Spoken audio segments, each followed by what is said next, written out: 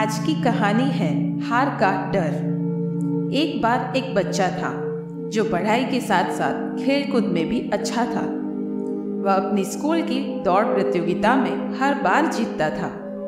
एक बार एक प्रतियोगिता में दौड़ते दौड़ते वह पूरी तरह से गिर गया और उसका एक पैर काफी जख्मी हुआ। कुछ महीनों के बाद जाकर उसका वह पैर ठीक हुआ, लेकिन अब वह बच्चा चाहकर भी दौड़ नहीं पाता था। वो शारीरिक रूप से ठीक हो गया था, लेकिन उसके मन में डर बैठ गया था। उसके माता पिता, शिक्षक और उसके दोस्तों ने उसे बहुत समझाया कि वह सिर्फ एक अकस्मात था, उसे अब आगे बढ़ना चाहिए, लेकिन वो फिर भी अपने डर से छूट नहीं पा रहा था। फिर उसके माता पिता उसे कुछ दिनों के लिए उसके दादाजी के घर ले गए। वो उनके बहुत करीब था। दादाजी से मिलकर वो बहुत खुश हुआ और पहला दिन ऐसे ही बीत गया। दूसरे दिन दादाजी और वो बगीचे में बैठे थे।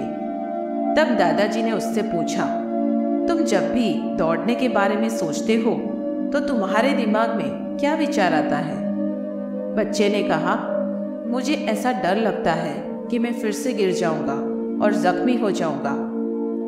फिर दादाजी ने कहा, जख्मी ही होंगे और ज़्यादा से ज़्यादा क्या होगा?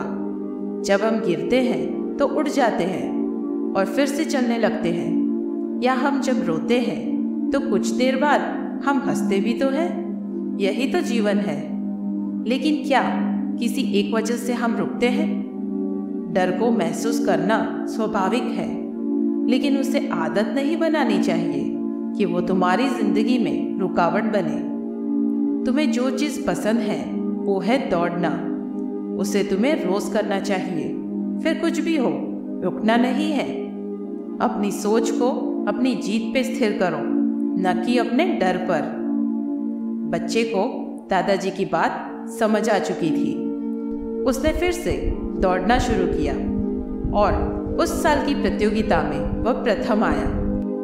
दोस्तों, हार का डर हमें कुछ भी करने से रोकता है, लेकिन हमें ये सोचना चाहिए कि जीत गए तो क्या होगा।